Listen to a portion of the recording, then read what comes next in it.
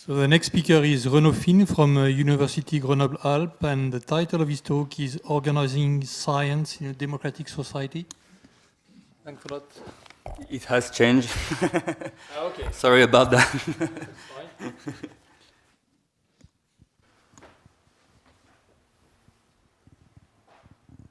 Yeah, so it's now entitled Ordinary Citizens versus Stakeholders, which public should participate in well-ordered science. So, as you may have noticed, I've been given the difficult task to end this long series of talks about Kitcher. The negative aspect of it is that it's going to be a talk about Kitcher. The positive aspect of it is that I can skip straight to the conclusions. No, I'm just kidding. You're going to have to sit through it. So maybe... Okay, so as we all have had a good opportunity to realize since the beginning of this workshop, the aspiration to democratize science can take many different forms depending on which fraction of the whole process one chooses to focus on. And mine concerns the different ways of collectively shaping the path that scientific inquiry is to follow. So in this presentation, I will focus on a very specific element of the global scheme, which is the institutionalization of public participation to the taking of scientific policies decisions that aim at orienting the inquiry. So when faced with a crossroads, how are we to decide? What does it mean to render those decisions properly democratic or more democratic? And how are we supposed to do? And more particularly, what should be the right place to be given to the citizens in those processes? So what is the right conception of the public to be mobilized by normative theories of the democratization of science in order for them to fulfill their assigned goals? I'll look at those questions through the prism of the public and of the influence of the way it is conceived on the potential applicability of these theories.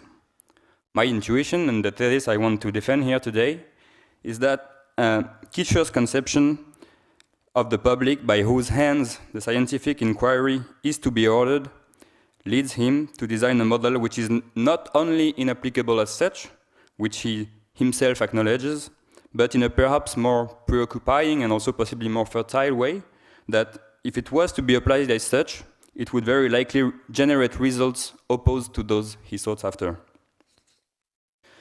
For this purpose, I will briefly recall what exactly those objectives consist in, then consider how the principles implemented in Kitcher's model would influence the design of the deliberative processes he advocates for, and finally, discuss the foreseeable effects of this particular way of institutionalizing public participation regarding the objectives it is aimed at pursuing.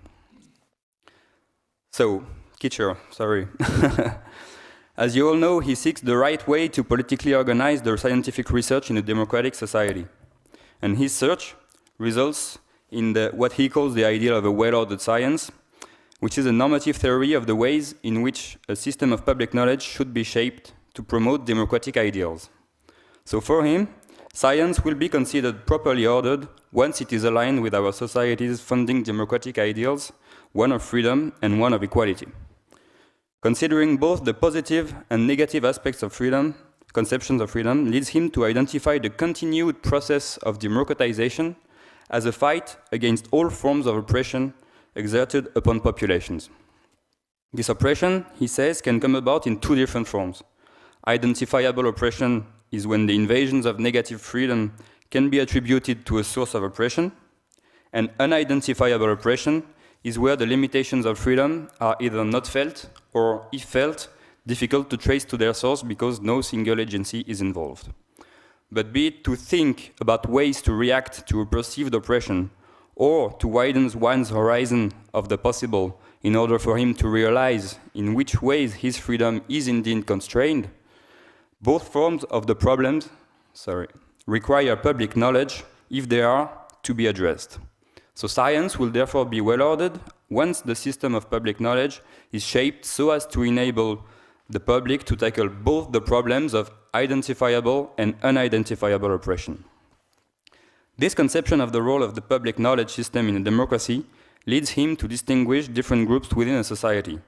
The oppressors, the resourceful oppressed, whose resources are sufficient to enable them to overthrow the oppressors, or at least limit their capacities for action, But he says this group need not exhaust society, for there can easily be much larger populations whose members are even more intensely oppressed and have no resources for resistance.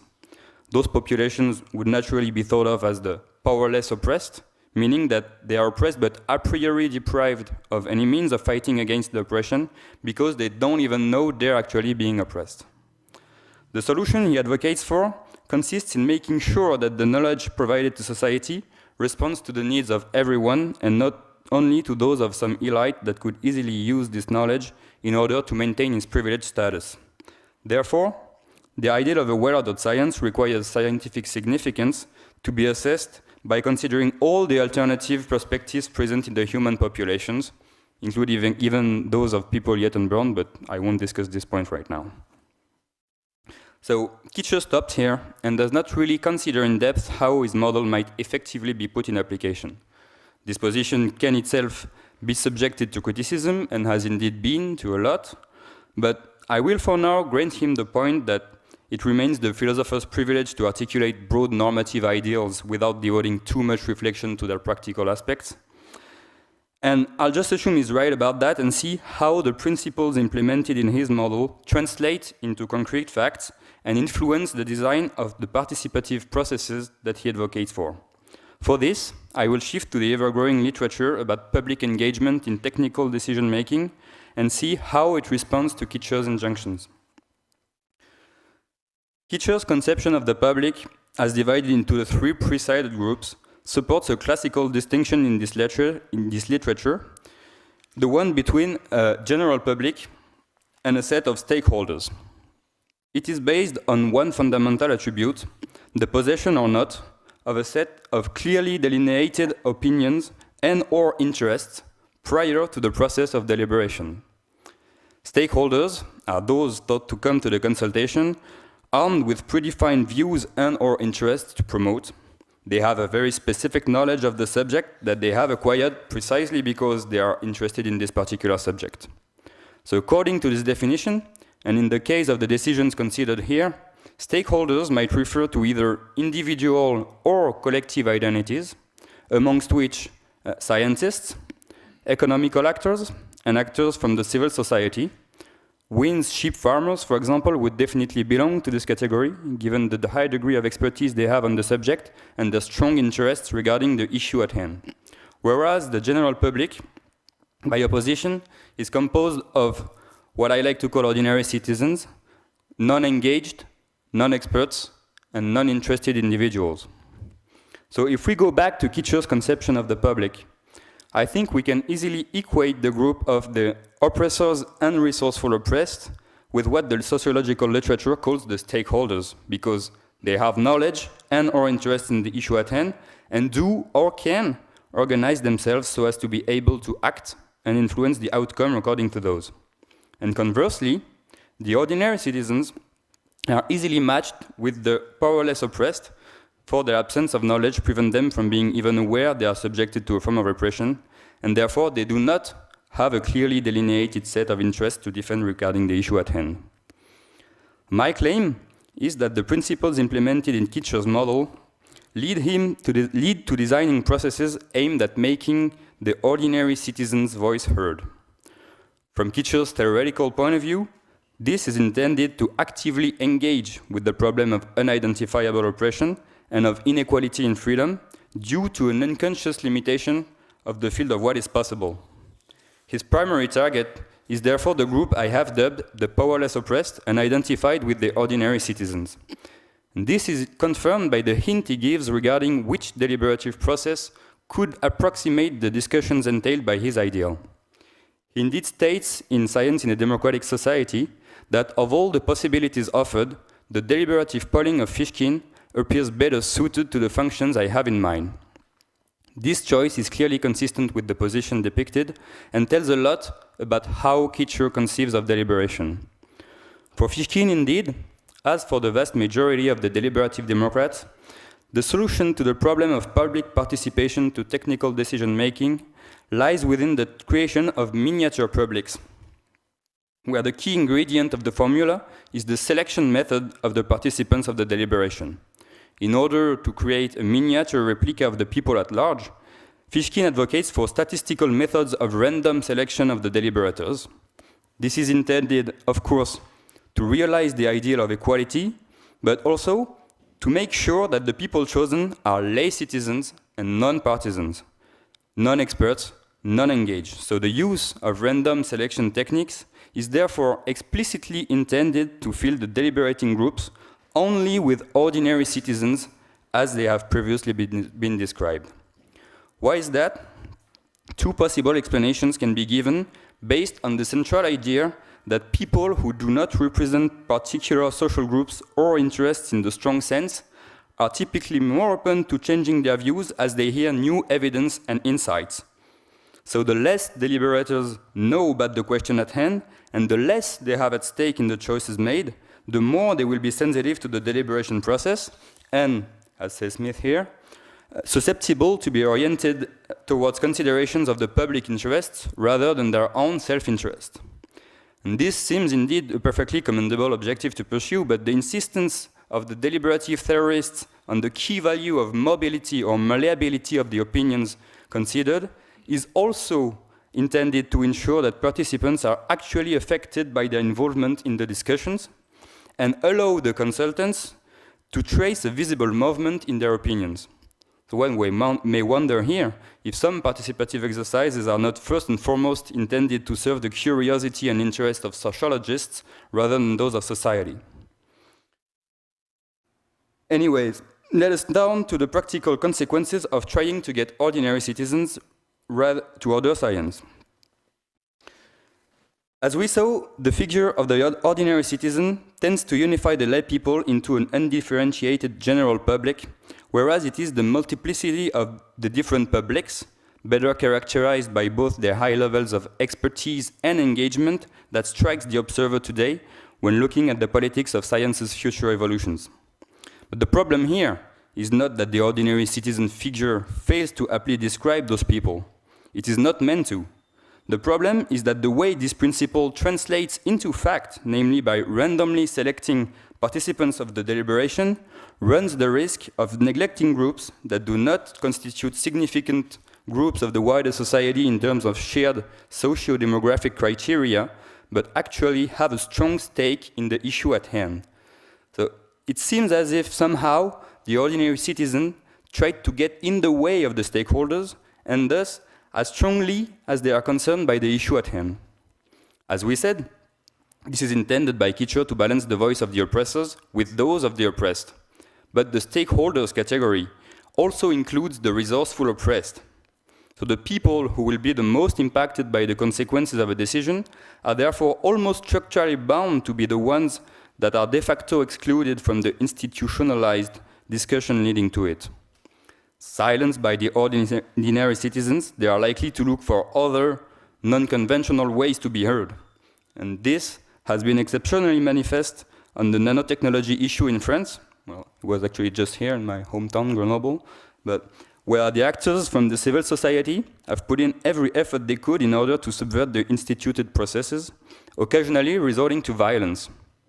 And somehow, it could be just fine, given that, as Mark here reminds us, the degree to which citizens enjoy democratic representation should be judged with respect to the ecology of institutions to which they have access, rather than with regard to any single institution.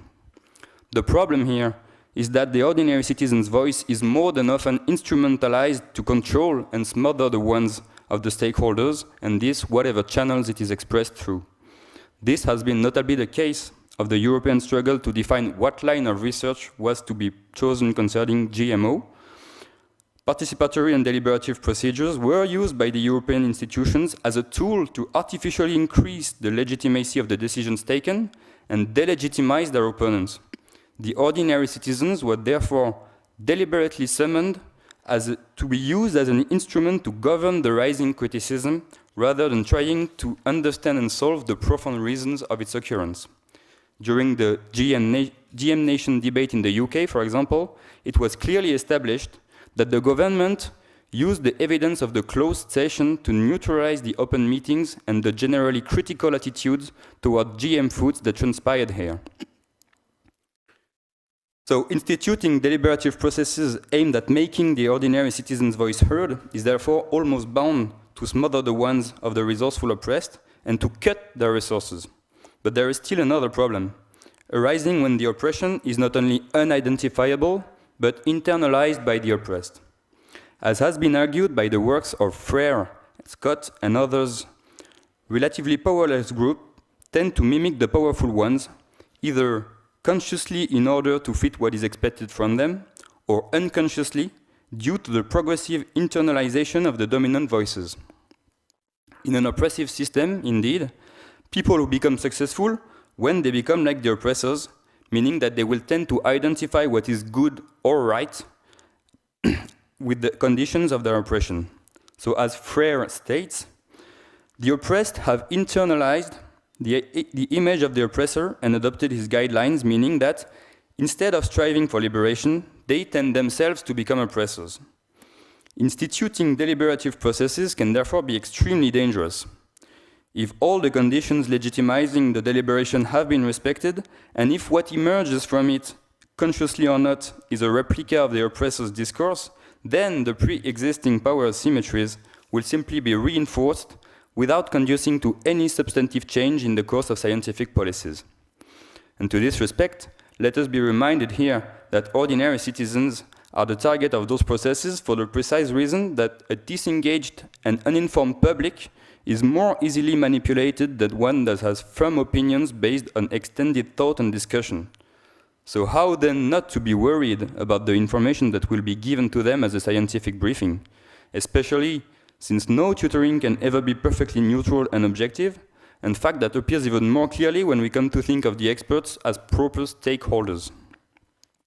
Anyhow, if we make the powerless oppressed speak only for them to echo the dominant's voices, this means not only that what emerges is treated as if it represents what the people really want, but also that it gains a moral authority that becomes hard to challenge or question.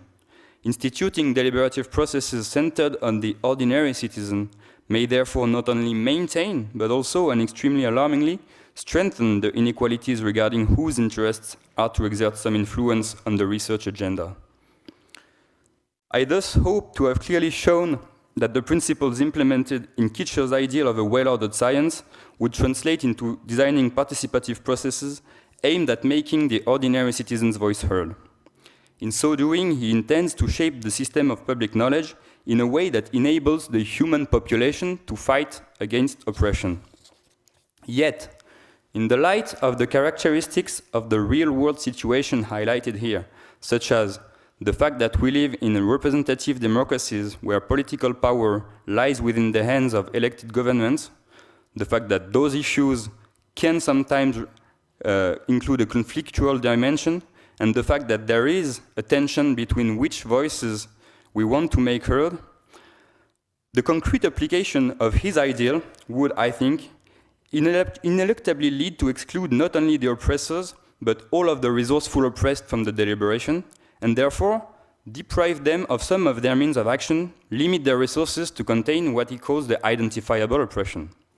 Moreover, the unidentifiable oppression, if internalized by the powerless oppressed and restituted through deliberative process, would find itself even more deeply concealed and threatened than before. So the tensions between the science that is practiced in our democratic societies and the underlying ideals of those societies are almost structurally bound to be sharpened if the well-ordered science ideal was ever to be applied. This is what, for lack of a better word, I would call a counter-ideal. What to do then? I would just like to end this presentation by laying down some of my own intuitions concerning alternative ways of designing those institutionalized processes. In the light of what I've just said, I would, of course, advocate for stake-oriented modes of selection of the participants that would primarily aim at mapping the social landscape that has eventually crystallized around a certain issue and gather participants according to their knowledge of and interests in this issue. In other words, recognize that there are only stakeholders and try to gather them all around one table. This, to my opinion, does not necessarily lead to excluding the ordinary citizen from the discussion, but asks for a redefinition of the role he's supposed to be playing in them. One must simply not be mistaken about what the classical objectivist conceptions of deliberation allow us to obtain. They create a representation of the general public, and therefore gives us clues about what it would think if it was to be informed. Ordinary citizens do possess some relevant knowledge regarding this issue. They possess the knowledge of lay public and opinions if it was to be informed. This is really helpful, but should not be confused with a direct decisional input. It is simply one argument to be considered during the discussion, along with those put forward by the various stakeholders and on a par with them. In particular, it should be considered as equivalent to the scientists' own representations of their respective research fields. Scientists should be seen as possessing knowledge in science's future and holders of the best knowledge available about the issue at hand, and also, correlatively, of a really strong stake in it, but should not in any case be restrained to the role of delivering pure objective scientific truths. To paraphrase Philippe Roqueplot here, they should be contributing to opening spaces that contain some truth instead of telling the truth.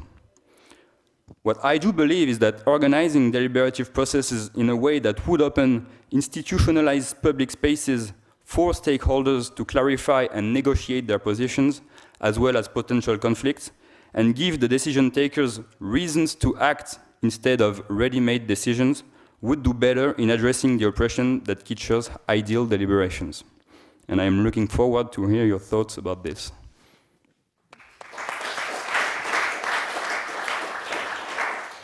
Thank you.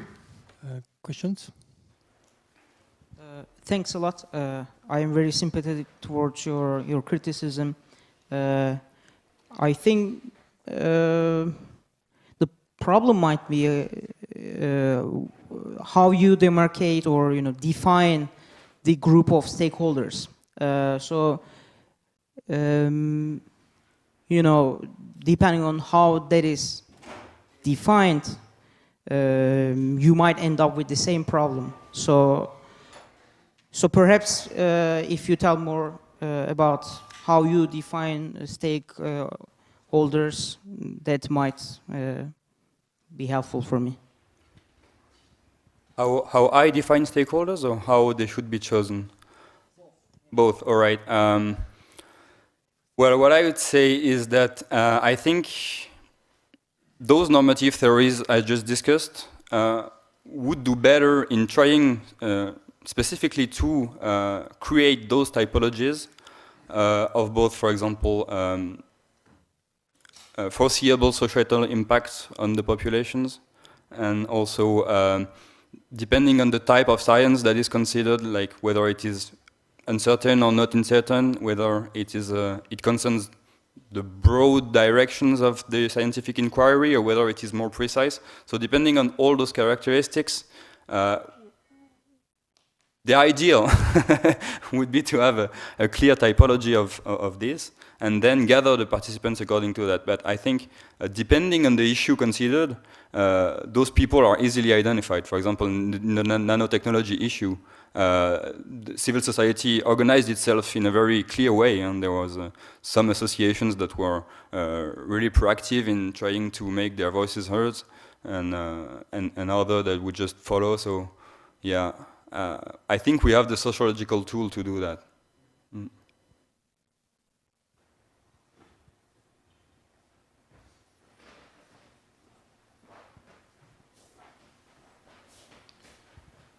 My question is more about Kitcher than about your paper, which I enjoyed a lot. But like there was just something I don't remember in Kitcher, and so could you perhaps just say a bit more about that? So Kitcher's model of democracy seems to be kind of classical liberal. I mean, it's like the language is kind of Tocquevillian or something. But then he has this model of the public, which is thoroughly Marxist, and like the two just don't go together, it seems. And could you just say a bit more about what he actually says and how he comes up with this crazy, well, Marxist model of the public? Kitcher is a bit of a schizophrenic sometimes, I think. You know? Like there are multiple Kitchers, I think. And on this particular subject, and I already had the objection, but it's true. I think his Marxist conception of the public is really just finally some kind of a window dressing issue. You know, it's just like deep inside he's profoundly libertarian and not really a Marxist, but I don't think it hinders my point here, because actually it's the whole idea is to see what would happen if we follow his intuitions to the very end and try to do what he's actually doing, and the more Marxist he conceives of the public at the very beginning, the more my conclusions, I think, are actually do make sense, because it would be even easier if we like started from a very libertarian ground. I don't know if I'm clear enough about this, but concerning this, I would agree that it's just, I don't think it really aptly describes what he deeply thinks. He's just like, in a reaction to the criticism that had been emitted concerning his first book, he's just trying to take into account some of them, or at least make it look like he did. Thank you, Renaud. It seems to me that this idea that we should make a pre-mapping of the social landscape before to lead the deliberation is quite opposed to what we heard from Marris just previously. And I just would like to know what you could respond to our friend Marris and its ideal of equality and in freedom and so on. If I'm right that it's opposed, I'm not sure that it's opposed, but if you feel that it's quite opposed. I don't see in which way is it opposed, because it's just that Marris starts from what I understood, their own citizens' own intuitions about which kind of world they would like to live in the ideal situation, but he is not really relying on a specific mode of selection. But I can see that you're right. Like, it's just like trying to get rid of the experts by actually needing expertise in the first place to map the. Yeah, I totally agree with you that there is an issue about this. The CVST model, it's like a deliberative model where with more or less a random selection, because stakeholders are excluded in CVST models. It's all citizens and ordinary citizens.